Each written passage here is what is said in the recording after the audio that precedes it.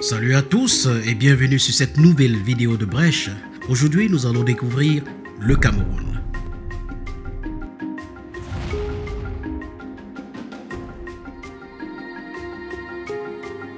Le Cameroun est situé en Afrique centrale au fond du golfe de Guinée. Il est limité à l'ouest par le Nigeria, au nord par le Tchad, à l'est par la République centrafricaine, au sud par le Congo, le Gabon, la Guinée équatoriale et possède 590 km de côte le long de l'océan Atlantique.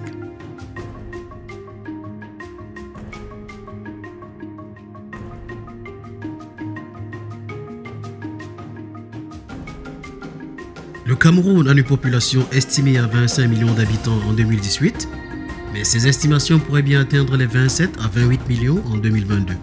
Du fait de son passé sous domination étrangère, le Cameroun a deux langues officielles, dont le français, parlé à 80% de la population, et l'anglais à 20%, mais détient aussi près de 230 langues nationales. La capitale du Cameroun est Yaoundé et le président de la République est son Excellence Paul Biya qui dirige le pays depuis 1982.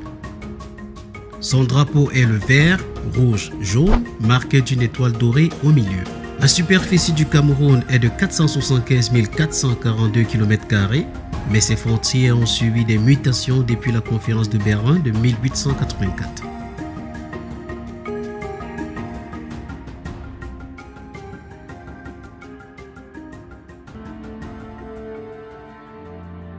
Jusqu'au milieu des années 1880, l'Afrique centrale n'est pour les Européens que de nom. L'ascension se tourne surtout vers l'Égypte, où Anglais et Français doivent intervenir, la Tunisie sous protectorat français à partir de 1881, l'Afrique orientale dominée par les Anglais. Sur une idée des Portugais d'organiser une réunion internationale pour le partage de la base de la vallée du Congo, le chancelier allemand Otto von Bismarck réunit les représentants des grandes puissances européennes à Berlin. La conférence dure du 15 novembre 1884 au 26 février 1885. Prévue à l'origine pour régler la question congolaise, la conférence va vite s'intéresser aux conditions dans lesquelles les pays colonisateurs, surtout les Européens, vont pouvoir s'installer dans l'intérieur de l'Afrique à partir des côtes. On y discute également des conditions de la navigation sur les fleuves africains comme le Niger, le Congo. L'Allemagne, qui a très peu de colonies, souhaite la liberté totale du commerce qui favoriserait son industrie en plein essor. Le Portugal, soutenu par la France, souhaite que les colonies soient la chasse gardée des pays colonisateurs. L'acte final de la conférence est signé le 26 février 1885 et stipule qu'une puissance européenne établie sur la côte africaine peut s'engager vers l'intérieur jusqu'à ce qu'elle rencontre le territoire acquis par une autre puissance européenne. Cette extension n'est pas automatique. Il est évident que des accords entre puissances seront nécessaires pour fixer les limites de ces zones d'influence. L'annexion n'est valable que s'il y a une occupation effective du terrain. Les traités passés avec les autorités indigènes doivent être portés à la connaissance des autres puissances colonisatrices.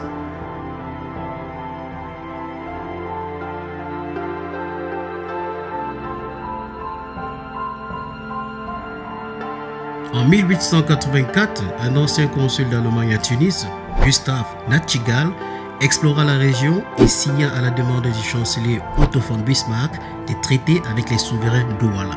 L'Empire allemand établit ainsi son protectorat, un Schutzgebiet, sur le Cameroun.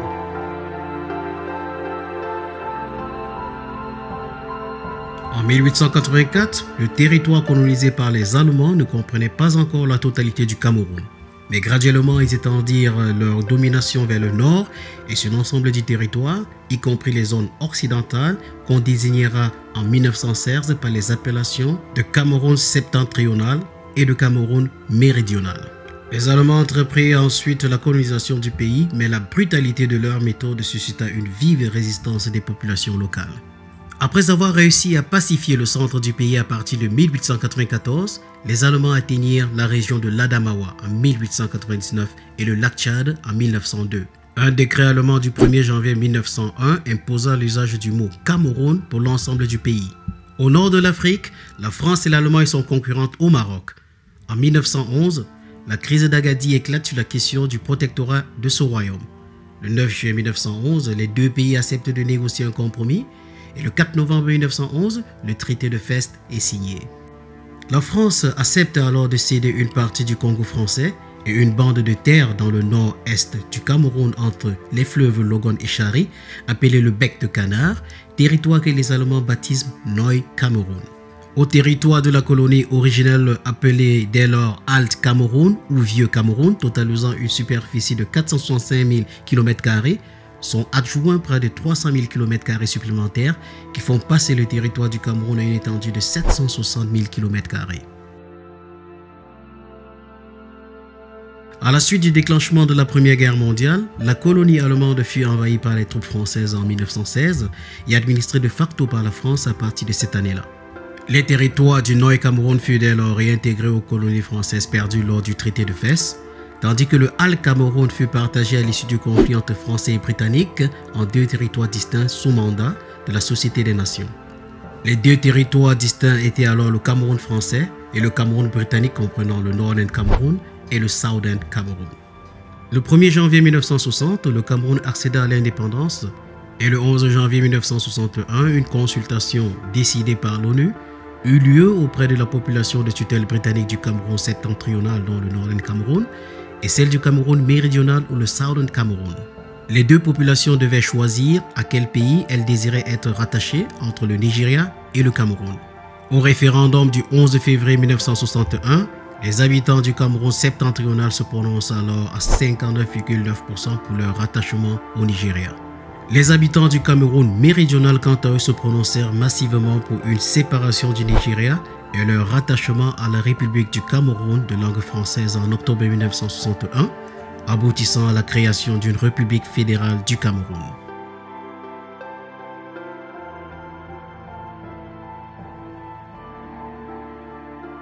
En mai 1972, le président Ahidjo organisa un référendum qui aboutissait à l'abolition du fédéralisme. Les deux États fédérés disparaissaient pour faire place à un seul État, la République unie du Cameroun, centralisée et divisée alors en 7 provinces administratives.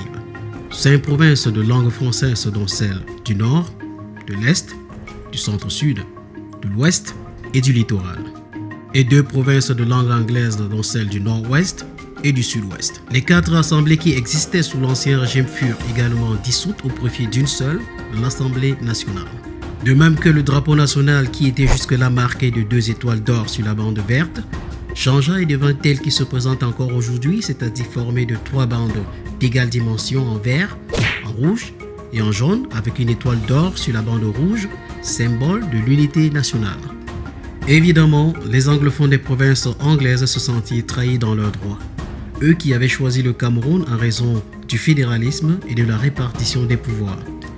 Ce changement constitutionnel adopté par une majorité simple et par décret présidentiel annonçait déjà une marginalisation des anglophones et l'éviction progressive de l'identité biculturelle du Cameroun en faveur d'un pouvoir centralisateur. Les écoles des provinces françaises continuaient d'enseigner le français et c'est les provinces anglaises l'anglais. En 1982, le président Ahidjo céda le pouvoir pour des raisons de santé à son premier ministre, Paul Biya.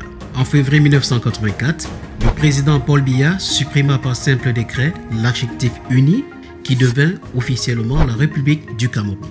En 2008, le président Paul Biya abolit par décret l'appellation des provinces qui furent désormais appelées régions et procède au découpage de la province du Nord en 3 régions dont l'extrême nord, le Nord et l'Adamawa,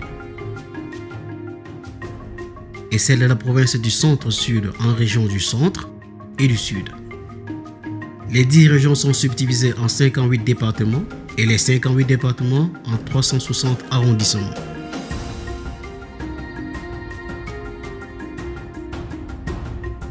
Le Cameroun est un vaste puzzle ethnique et linguistique qui regroupe à la fois des régions francophones et anglophones avec plus de 230 différents groupes linguistiques, des chrétiens, des musulmans, des paysages désertiques à l'extrême nord, à la forêt dense au sud et en passant par des chaînes montagneuses à l'ouest, le Cameroun présente un relief géographique très varié. Bref, le Cameroun a la quasi-totalité des ressources touristiques, culturelles et géographiques de tout le continent africain. C'est pour cela qu'on l'appelle l'Afrique en miniature. Salut à tous et à très bientôt pour une nouvelle vidéo.